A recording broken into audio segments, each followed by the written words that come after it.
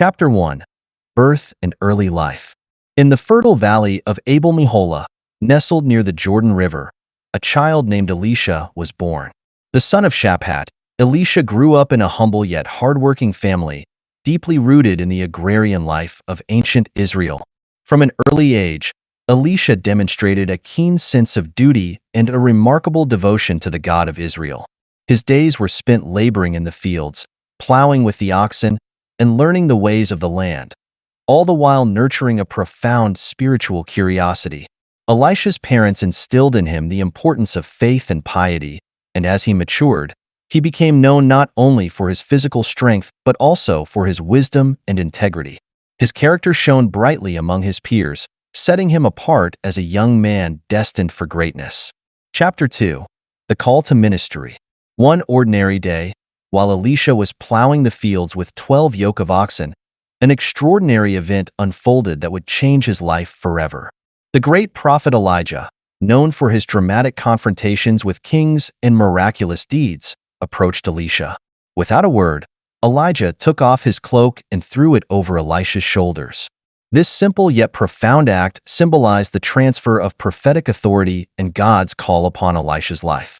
Elisha's heart burned within him as he realized the magnitude of what had just occurred. He knew that this was his divine calling, an invitation to step into a life of service to God and his people. Without hesitation, Elisha left his oxen and ran after Elijah.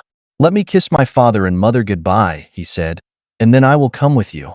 Elijah's response was simple and profound. "Go back. What have I done to you?" Chapter 3. Leaving his family. Elisha returned to his family, but not to resume his former life. He took his yoke of oxen, slaughtered them, and burned his plowing equipment to cook the meat. He gave the food to the people, a gesture of farewell and a symbol of his total commitment to his new calling. This dramatic act signified Elisha's irrevocable decision to leave behind his old life and fully embrace the path that God had set before him. With a heart full of faith and determination, Elisha set out to follow Elijah. The bond between the two prophets grew strong, with Elisha serving as Elijah's apprentice, learning from him and preparing for his future role. The years that followed were filled with lessons, trials, and divine encounters, as Elisha walked closely in the footsteps of his mentor. Chapter 4. Training under Elijah. Under Elijah's tutelage, Elisha experienced firsthand the power and presence of God. He witnessed Elijah's fearless confrontations with the corrupt King Ahab and Queen Jezebel, his miraculous feats, and his fervent prayers that brought both drought and rain. Each event deepened Elisha's understanding of the prophetic ministry and the profound responsibility it entailed. Elisha's dedication to Elijah was unwavering. He served him with humility and reverence, always eager to learn and assist in any way he could. Their journeys took them across the land of Israel, from the heights of Mount Carmel to the depths of the Jordan Valley, and everywhere in between. Through it all, Elisha's faith was strengthened, and his resolve to serve God solidified. Chapter 5. Witnessing Elijah's Ascension. The day came when Elijah's earthly ministry was to come to an end. Elijah and Elisha traveled together from Gilgal to Bethel, from Bethel to Jericho, and finally to the Jordan River. Along the way, the company of prophets at each location asked Elisha if he knew that the Lord was about to take Elijah from him. Elisha's response was always the same: "Yes, I know, but do not speak of it." At the Jordan River, Elijah took his cloak, rolled it up, and struck the water, parting it so that they could cross on dry ground. Once they had crossed, Elijah asked Elisha what he could do for him before he was taken away. Elisha boldly requested, "Let me inherit a double portion of your spirit." Elijah responded that Elisha had asked a difficult thing, but if he saw Elijah being taken away, his request would be granted.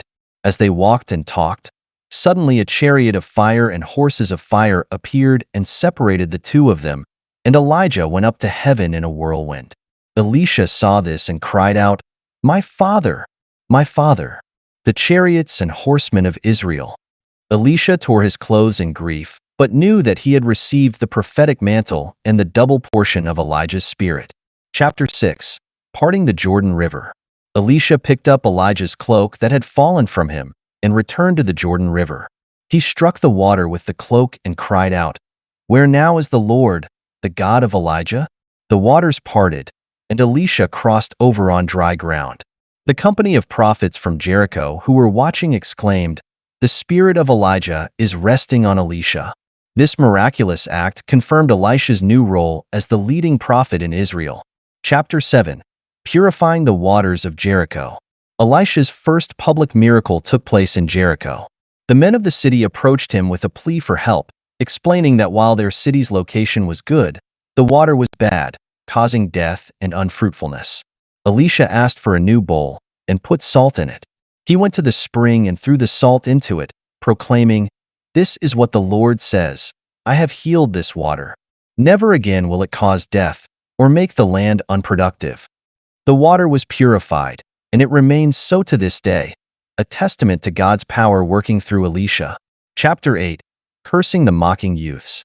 As Elisha traveled to Bethel, a group of youths came out of the town and jeered at him, mocking his baldness. They shouted, "Get out of here, Baldy! Get out of here, Baldy!" Elisha turned around, looked at them, and called down a curse on them in the name of the Lord. Suddenly, 2 bears came out of the forest and mauled 42 of the youths. This event served as a stark warning that disrespecting God's prophets was a serious offense with severe consequences. Chapter 9. The miracle of the widow's oil. Elisha's compassion and divine power were vividly displayed in the story of the widow's oil.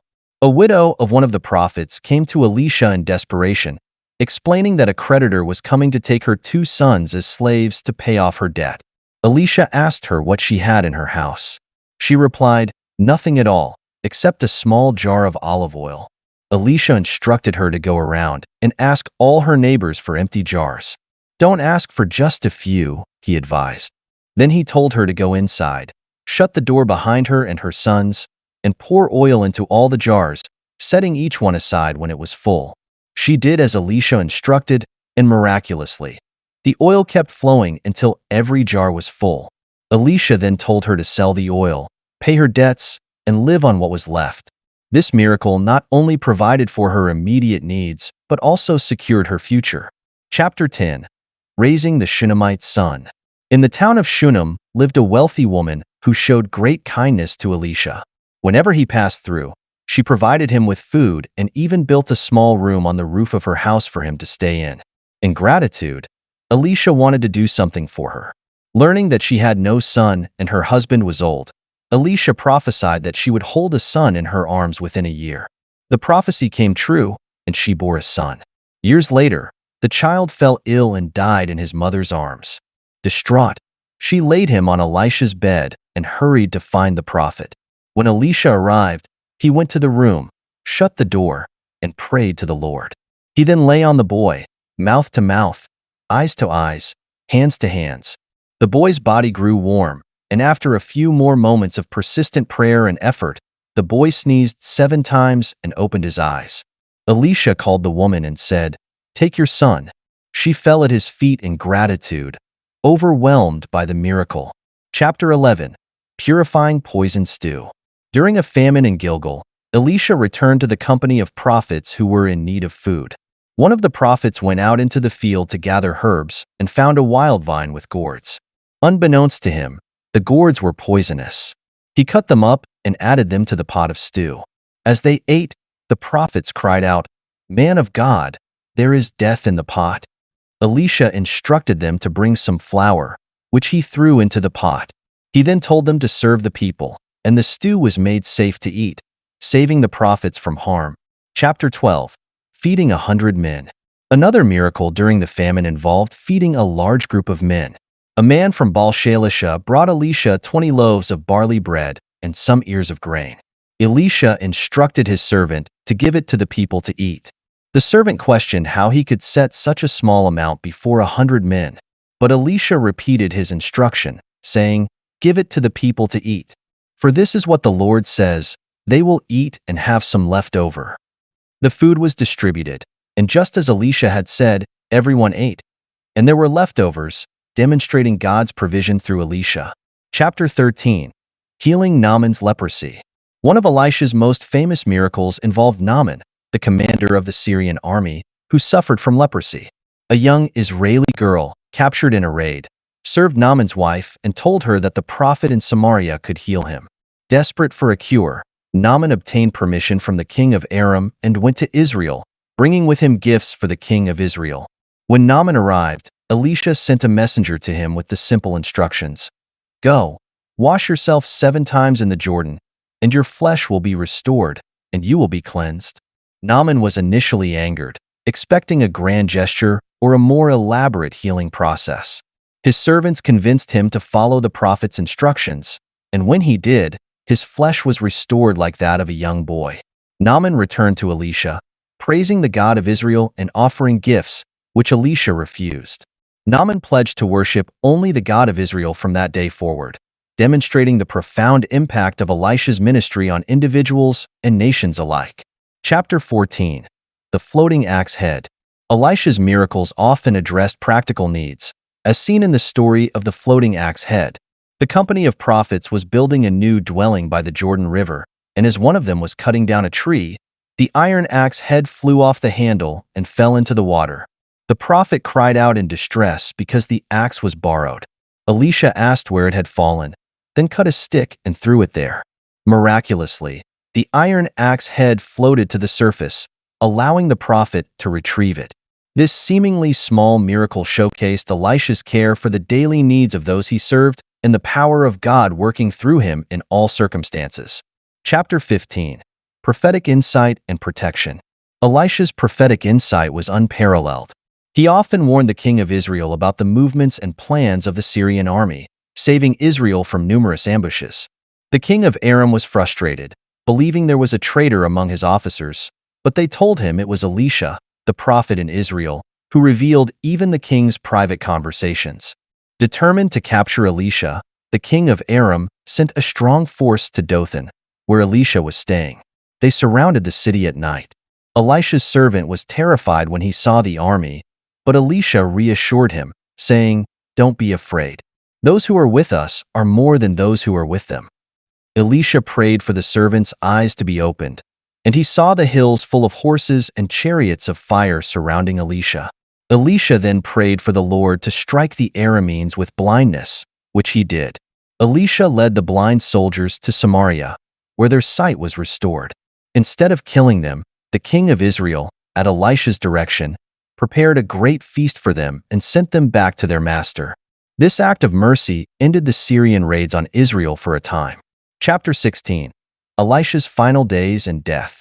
Elisha's prophetic ministry spanned decades, during which he performed numerous miracles and guided Israel with divine wisdom. As he grew older, Elisha fell ill. Even in his final days, he continued to influence the nation. King Jehoash of Israel visited him, weeping over his impending death and referring to him as, my father, the chariots and horsemen of Israel." This title reflected the profound respect and reverence the king had for Elisha. Elisha instructed Jehoash to take a bow and arrows, symbolizing future victories over the Arameans.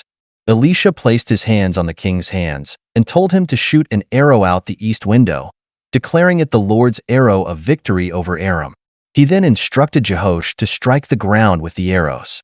The king struck the ground 3 times and stopped, which displeased Elisha. He told Jehoash that he should have struck the ground 5 or 6 times to ensure a complete victory over Aram.